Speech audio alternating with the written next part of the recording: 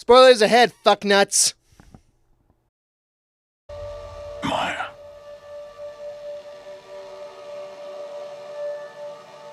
I see everything that you are. I always have.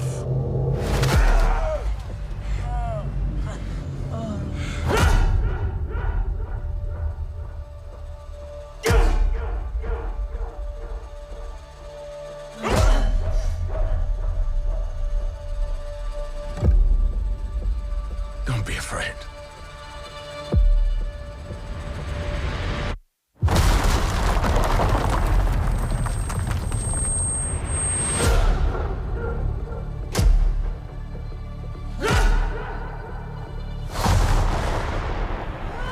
You have so much pain in you. You. So much rage. That you can't contain it.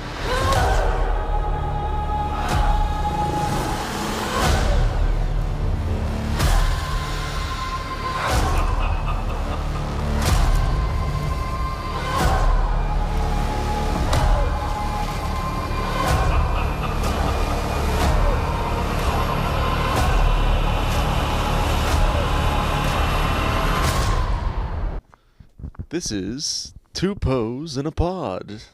This is Leon with Silas, unfortunately not here today, but we are joined by Austin, fellow Poe Beans. Saw, brah. How we doing? Good. Doing great. We just watched all 5 episodes of Marvel's new first series of the year, even though we just got one like 10 days ago with What If, but that was last year. Yeah, it's been we didn't get anything from them since last year, and then we got this. No, exactly. But what did you think of this one? I thought it was absolute dog shit. No, I thought it was pretty good. Right? Marvel Studios Disney Plus show. No, I really liked it, honestly. I think in terms of a lot of the Disney Plus shows we've had so far, which we've probably had like 10 of them at this point, I think, right? Close to it. I can't count over 5 right now. Yeah, let's go with that. But I think just to get that out of the way for people wondering, like, this is one of the better ones. And even though there's a lot of things we're going to get into, like, I guess one of the things I'll bring up initially is they were marketing this very much as like a TVMA return, because Marvel hasn't really done anything TVMA yet besides the Netflix things, which I guess are now canon. But before that, What was Werewolf by Night? that was it TV. That wasn't TVMA. Was it 13? 17? Yeah. Damn. But that's what I was telling you, where I'm like, they can really push the PG-13, and I think we were talking about this, where this show to me, I like that it went a lot darker than a lot of the Disney stuff recently with Marvel, at least. Yeah, I really like the change. I don't think it was necessarily as dark as something like Punisher. I'd say it's probably about a quarter as dark or as violent as something as that, maybe even less. But really, really solid story and really great performances we got here. I think Vincent D'Onofrio is obviously the one everyone's talking about, and he's in 4 out of 5 episodes of this show. And I thought he was a fantastic antagonist in this, but then again, I'm biased because he's literally my favorite Marvel villain, and I love his interpretation of the character. Yeah, no, he definitely does a solid job portraying that character, Right? and bringing, Wilson the Kingpin Fisk to life, for sure. And I feel like we definitely got to see a lot more depth into his character. Just in 4, episodes alone, even in the episode that didn't feature him. I mean, you'll have to see the show to get the context, but I mean, You can go into spoilers if you want. I mean, nah. You want to save it for people? Yeah, let them watch it.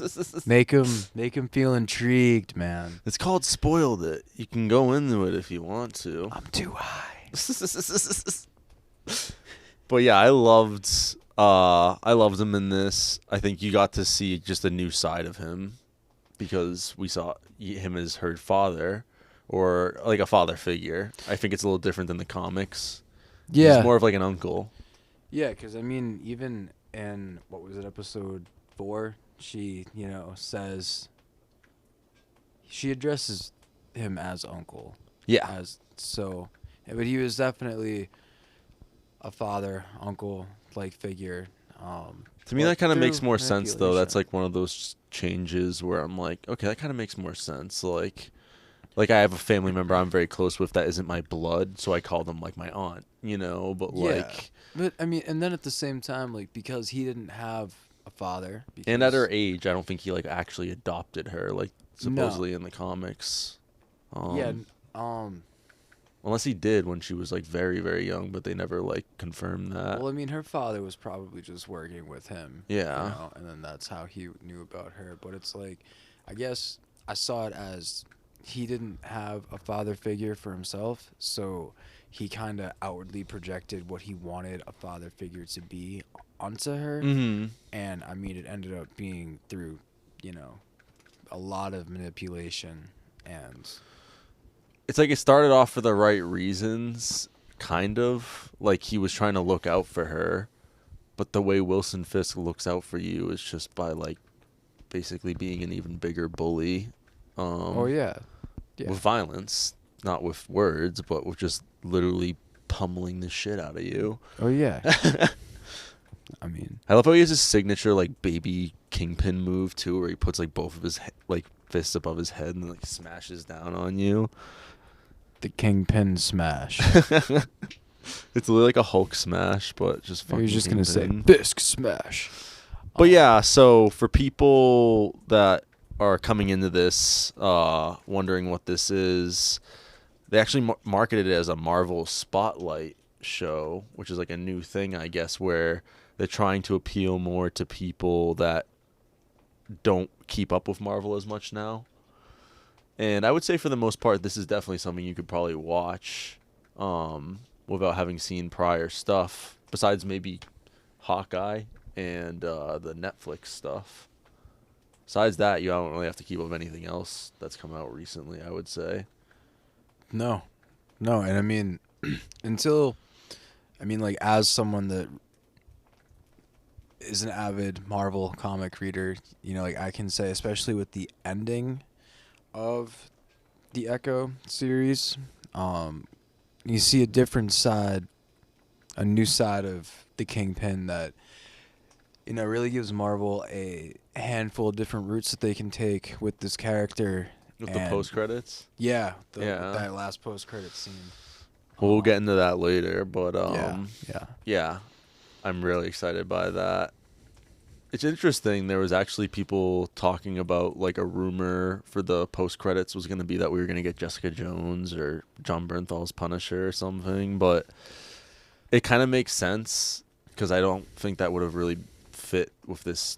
It would have seemed more random if they just like had thrown that into the ending or something, as much as I would have liked that. And I mean, with this ending, and it was a great tease still. If it does go anything like that, then at least with the Punisher, he's going to be like, oh, this dude's running the city now, So he's going to have to figure out, a way to take care of that problem in his own little way. I just want more scenes with them, too. Oh, we're going to get them. We're going to get them. We better fucking get them. We're going to get them. It's like, what's the point of even having this Daredevil Born Again show with Kingpin, John Bernthal's Punisher, and Charlie Cox's Daredevil if we're not going to get, like, a continuation of that rivalry, Well, like, I want to get more. I don't want to just get things with Daredevil and Punisher. I want to get scenes with Punisher and Kingpin. Yeah, no, I think they're going to use Born Again to quite literally, fucking rebirth their series that they're putting out into, a culmination at some point, like they did with the movies, and they'll just have it, like in serious form, kind of like how DC did, with, like the Arrowverse and all those crossovers, which I think worked out really well up to an extent. I think the only problem with a lot of these things, which is a whole other separate conversation, is the quantity over quality. Which, at least for this year with Marvel, seems like they're trying to go more in a direction where that's not a problem, because they're trying not to like oversaturate us, I think, with superhero movies. Yeah, no. I mean, Sony's kind of ruining that with Madam Web and Craven. Like, because they were like, we're only going to release Deadpool this year. Sony's like, nope. ruining it for themselves. So. And they've been doing that. No, exactly. But to get back on topic with this show, I'd say for people coming into this, it's obviously a mashup of other superhero films, in particular a lot of Marvel things, like, as we mentioned, Daredevil, Hawkeye. We even said Moon Knight and Miss Marvel a little bit, with like the spiritual kind of ancestor aspects of the story. Yeah, we saw between Moon Knight, Black Panther, Thor, Miss Marvel, this Echo series now, and I'm sure there are others, like even Doctor Strange, where we'll see a lot of from in time in the film to an ancestral plane between like the pantheon of their culture's gods or another like realm's gods. Yeah, and I think there's a lot of similarities and overlapping constant like continuation. It's kind of like God of War or something, with having like Greek mythology and then the Norse mythology. Like, it's kind of like each religion or each way of life has their own ancestors or their own, like, which I think is really cool, honestly, because it's just kind of like we can respect everyone. We can all have and our I mean, beliefs in here and different cool ways to interpret that through the story, and I think it's neat. Every culture has their own translation of different gods and deities for the same natural elements. So it's good. It's just cool. And I thought that element worked really well here, like in this story, like a lot better than I think in Moon Knight or Miss Marvel. Yeah, at least Miss Marvel in particular. Well, I think and they did start off with an Echo background in What If Season 2. Possibly, at least like her ancestors or like the people. I know that's based on a multiverse, but it could not be this universe. It's just like we were saying, maybe like in another universe. Because exactly, or at least like Corey's universe. As soon as that first ancestor scene in the Echo series, and to me, I just went right. It did remind me of that series, and I was like, okay, because that was it was the only non-dead giveaways that they didn't like have like. They kind of had similar power set, but like they didn't like have like I don't know, but maybe that's just because they didn't want the CGI to look shitty or something, or just and it's also weird like in a live action translation. But like, remember how they had the weapons, or Kahori had the weapon made out of like the element thing? Yeah, I feel like they left plenty for Maya Lopez's character to discover and learn. You know what's interesting too? I guess the person that voiced Kahori in What If is actually in this show too, and she plays Bonnie, who I think isn't that the sister of their cousin, the cousin, But she was like, you're basically my sister, like we're that close. So but then I guess that actress was saying, because people were like, oh, are they connected? Like, we're kind of just saying, she was like, they're not, but maybe that was just to not spoil it before the show released, but I don't know. Yeah, I mean, that could even be like, in that What If universe, that person ends up being Bonnie instead of Maya, which is what we get in the series. But yeah, because I mean, there I go. I'm so high right now, so I forgot the point that I had started out on. Bonnie and What If could be just like an alternate universe version. Yeah, I mean, and it most likely is, because I mean, we've even gotten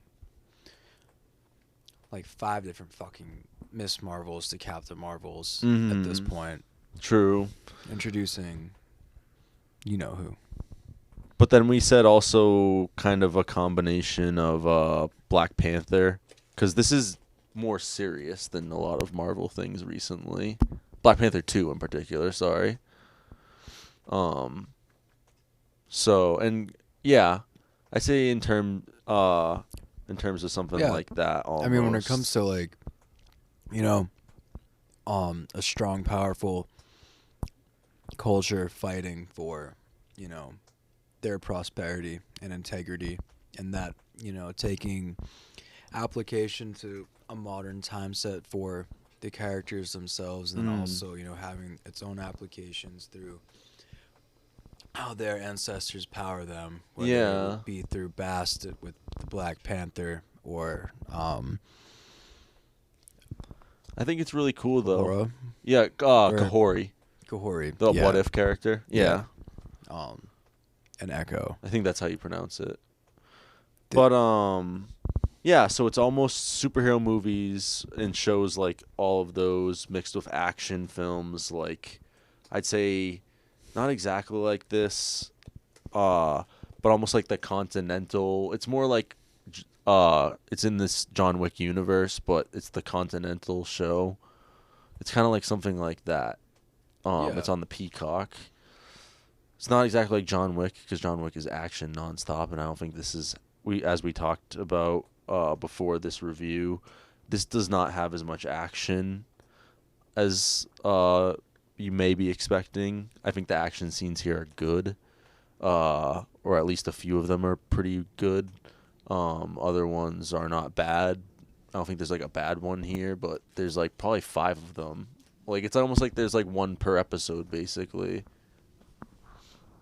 I think at the end. So. At the end, if you really thought it. I mean, like or maybe there's 2 in one episode, but like that's how it's basically. Amount of action, yeah, for sure. That carried throughout the series, and it carried well.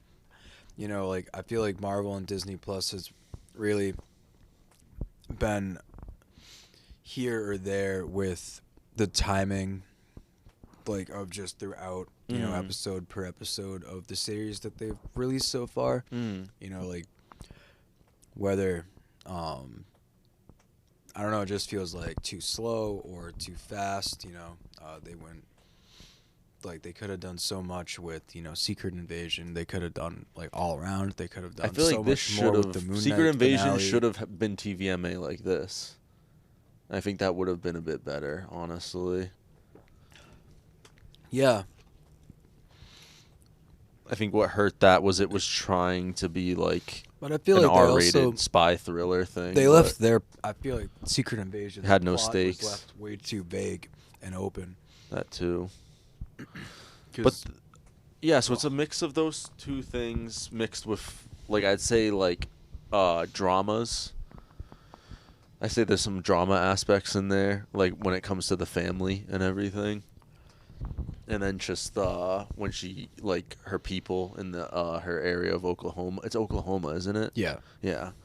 I'd say it's kind of reminiscent to, like, Tamaha. at least what I saw, like, at least with paying respect to those people and everything and the tribes and stuff, with Killers of the Flower Moon. But because they actually, Marvel, I think, got involved with a lot of those people, like, in, like, making sure it was as authentic as possible. They did, yeah. So yeah, that's awesome, and I like that. It doesn't feel forced. I think Disney has been doing that a lot recently, where it kind of seems like they're patting themselves in the back a little bit for being inclusive. And to me here, none of that stuff felt forced. Like, it felt natural with the story. Yeah, no, you could, like, there wasn't a specific audience that was being not even necessarily aimed at, you know, or aimed towards, I should say, or just, like, forced upon with a certain plot point or another. I feel like... Because we're all for inclusion, but sometimes it's just them literally trying to force it into something. And it's like, don't do it if it's going to be forced. Like, you want these to, like, be likable characters, not just rushed or forced. Especially no matter what it is. And they even failed with that in a few of their shows so far. So I think this did a great job of that in WandaVision. terms of that regard. But, wait, what did you say? I said... WandaVision or something? Yeah. WandaVision, in my opinion, at points, may or may not have been forced. WandaVision was a And disappointment. I'm not even talking about the Ralph Boner moment at all. WandaVision was a disappointment after they Ralph Bonered me. We're not even going to talk about that one. I think that was the best part of that series. I feel like we should have known what we were getting into with Disney Plus shows, like, for a good while after that one, because that was the first one. And, yeah, they Ralph Bonered us in the season finale. At least they gave us Loki. At least they didn't fuck us with Loki Loki. in this. But, yeah. Episodes, there was only 5 of them.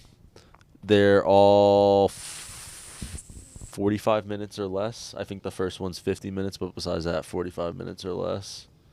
And, yeah, we got through it in about 3.5 hours. And it didn't feel like super long. Like, we just went from episode to episode. Like, pacing was good. Pacing, yeah. I know I've said it a few times. I know so people are- high, I couldn't think of that word. That's what I meant by timing a couple minutes ago. Pacing throughout the series, blah, blah, blah. Just to go back on that. But yeah, no, the pacing in this series, I think, was very, very well done. No filler. No, exactly. I feel like that, like, no matter what was going on, dialogue or plot-wise, there was a reason for it. Mm-hmm. You know, because even let's go into this finale, just for, you know, this example. There's a point during the event where I started to think, how long is this gonna go? Mm. And then I realized, more people are getting involved for the plot point. It makes sense. And that's that. But yeah, so this, I thought one of the cool things also about this was we got with the finale, I guess because we're going into that, so fuck it. We got Mayor Kingpin. Yes. And what sort of shit could they do with that in the future?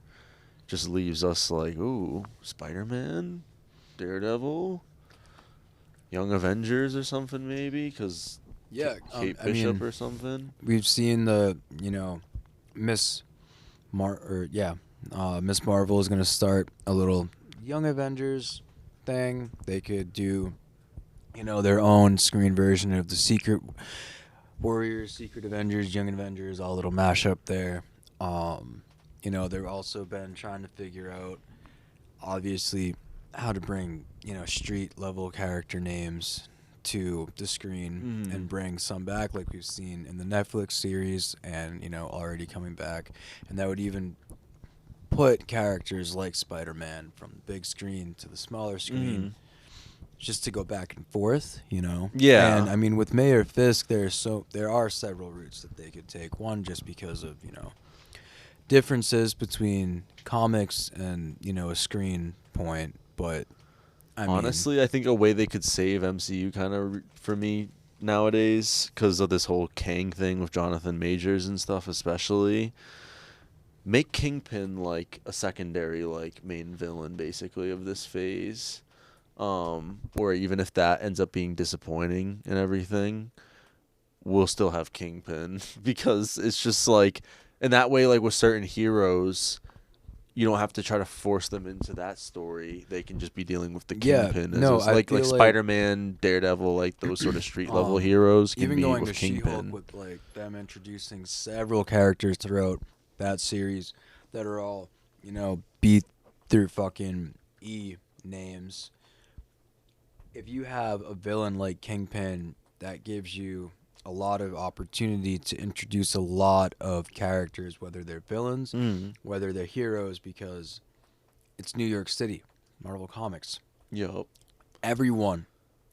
And honestly, I think that's what we all, 90% when we of the watched the roster. Marvel Netflix stuff, as much as we all loved mainly all those seasons of that stuff besides like Iron Fist, I think we all wanted like Kingpin to just be the villain of all those shows, or especially like Defenders, at least when they all teamed up. I mean, Kingpin has even had the hand who I wanted. under him, so it's like when they did Defenders, I was like, He's a why huge isn't villain. Kingpin the villain of this? he's a Instead they got fucking Sigourney Weaver. Netflix was like, yeah, we'll fucking give Sigourney Weaver some money. Fucking, we don't need Kingpin. Like, oh. That was stupid. But, I'm shaking my head for those that can't see me through. Oh, they heard it. I hope so. They heard you shaking your head there. I hope so. You hear the marbles in there? I sure do. But yeah, I guess other notable things here to talk about is we got a cameo appearance from Hawkeye in the first episode, but it definitely wasn't Jeremy Renner. Because it was the Ronin version where he's covered up, so they definitely got someone else to come in and, hey, can you come in and like just kill a bunch of dudes for us, and like you're kind of obscured and everything. But besides that, we don't really get many other cameos here besides Daredevil in one episode, which kind of frustrated me because I was like, why did they tease the one scene he's in this one episode in the fucking trailers for this show?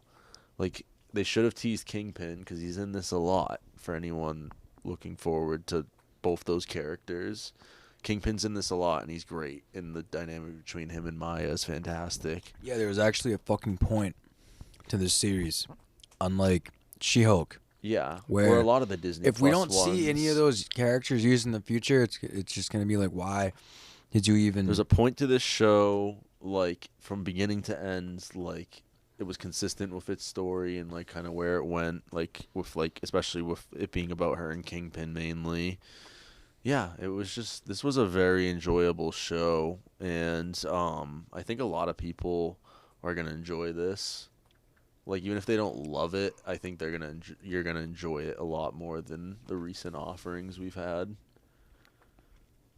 Yeah. And I don't know if that's, like, the best sign, because maybe it's just that we've gotten so many shitty things recently, like Aquaman and... I haven't seen Aquaman. Yeah. I don't think I will for a while. And What If I was a little disappointed by, honestly. Did you watch all of that? Who? What If? Yeah. Yeah. What If, yes. Aquaman, I was a little fuck no. disappointed by it. I was a little disappointed by What If, but I was also disappointed by the first season. And I was just going to say that exact same thing. Yeah, I mean, like... But it's a lot of the Disney Plus shows, like we were saying. Personally, I'm a genuinely huge fan of the actual What If series, like, from the start, you know, like, comic-wise, not the fucking cartoon. So, just to see, like, the routes that they decided to take for season 1 and then season 2, like, I get it, but at the same time, there have been so many issues and so many ideas that they could have done better. Where do you think they're going to follow up with this show? Like, obviously with the Mayor Kingpin stuff, where do you think, like, Maya or Echo is going to follow up? Or do you think this is going to be another case of, like with She-Hulk and some of these other ones where, like, they kind of just are going to disappear for a bit because they're like, what do we do with them? We don't know if we want to do season 2 or we want to put them in this. I feel like if anything, that's the thing. Like, it leaves, like, the post-credit scene for the end of Echo leaves it open for... And she's from New York or grew up there or was in there a lot, so she could just go back and be there in Daredevil. Like, the story from there itself could just continue in another series or a few, such as Daredevil and, you know, anything that they do from there. And so we might not necessarily see an Echo season 2, but we'll see more of Echo in this show or that show, you know, in regards to... I felt like that character was so much better in this than in Hawkeye. Not that she was bad, but like she's fleshed out a lot more. Exactly. Yeah, no, exactly. Her and Kingpin were relatively minor, like right at the very end of the show, pretty much sort of part. So, I mean, Maya was in it a little bit more, but yeah, both those characters, you know, were just. I don't know, kind of, at least Kingpin especially, was only in the very last episode of Hawkeye. Yeah, because it's like, I mean, the Hawkeye series at the end, you know, Echo versus, Ronin, Clint unmasks and says, hey, figure your shit out, basically, you know? And she does, and then that is what... Get your shit together. Get it in a bag and get it the fuck together, you know? Just, that's what you got to do, man. And then she does... And then that's how Echo, the series starts. She got that shit together. And I like that. I actually kind of like the way they recapped it in the first episode, like some of the events and stuff like that.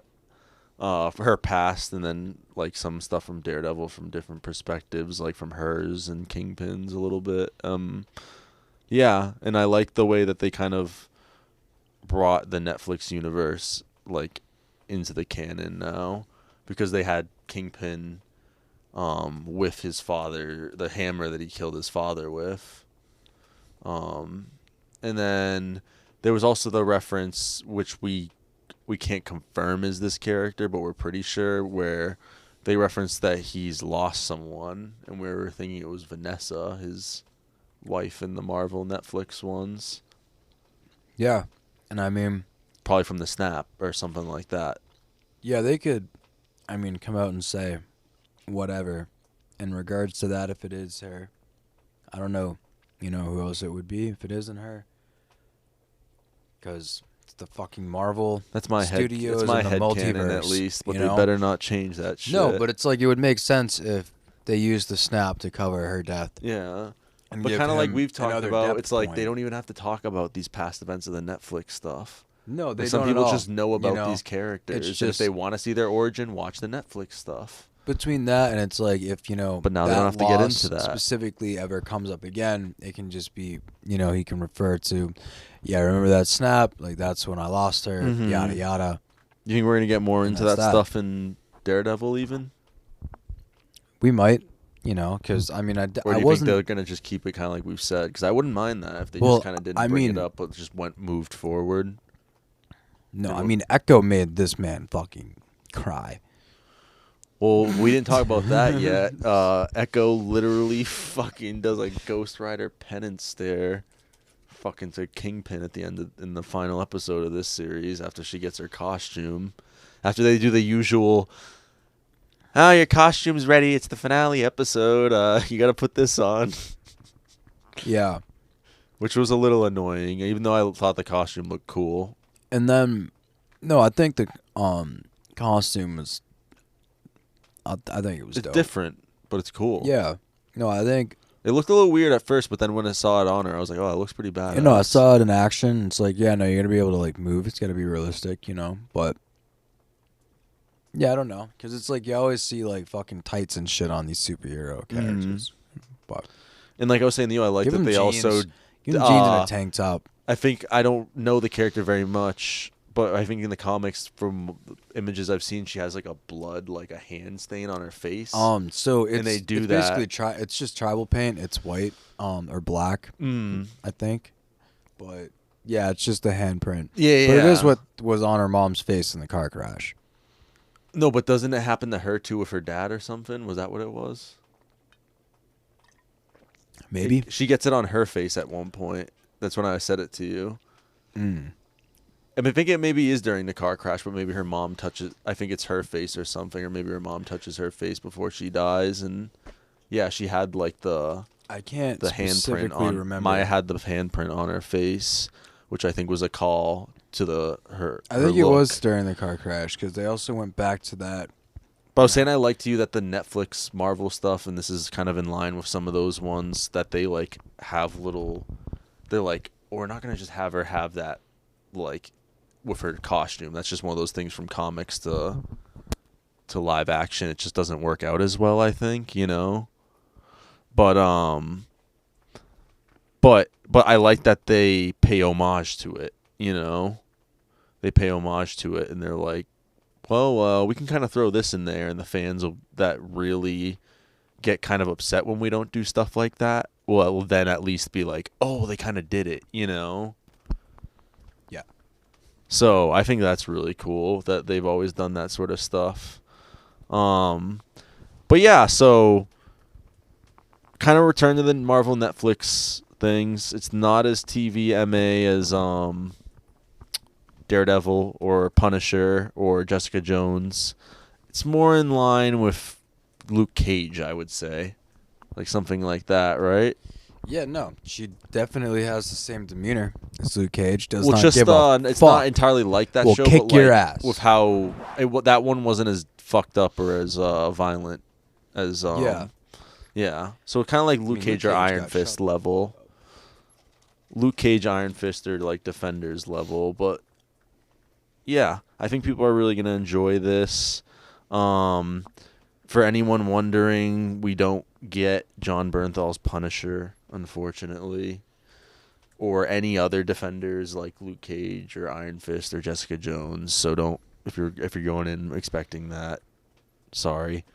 You get one episode and one scene with Daredevil, but you get a lot of Kingpin, and you get a different side of Kingpin that's really interesting. And he's in 4 out of 5 episodes of this show, and those episodes he's featured pretty heavily because he's pretty much the main villain of this show.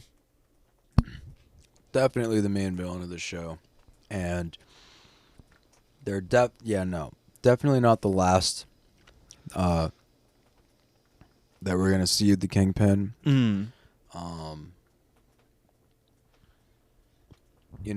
Probably won't see him again for a little bit of time. I'm not sure exactly when they're gonna drop that Daredevil series, anything else, because of the writers and filming, or the writers and actors strikes that we had. Yeah, good for those guys. But now all these things are going to be delayed a little bit. So, yeah, we might get it this year, supposedly, from what we've heard, but it's looking more likely next. But, yeah, definitely we recommend it, guys. I think this is probably one of my top 3 Disney Plus Marvel shows. What about you? I mean, yeah. I don't even think I had a top 3, to be honest. That's what just took me so long. You don't I was think thinking you have about a top 3, really? No, and I think now I have a top 2. Loki in this? Yeah. Yeah. Oh, no, okay. I do have a top 3. Moon Knight. That's why I was Loki, figuring with you, Echo. Yeah. But those are pretty much the 3 I kind of like the most, too, almost. I'll be biased because, I'm biased with Moon Knight, So, yeah, I guys. still think they could have done better with that show, but I still number 1. But thank you for joining me, my friends. Of course. Thank you for having me. And I'm sure we'll see you again, Po Beans.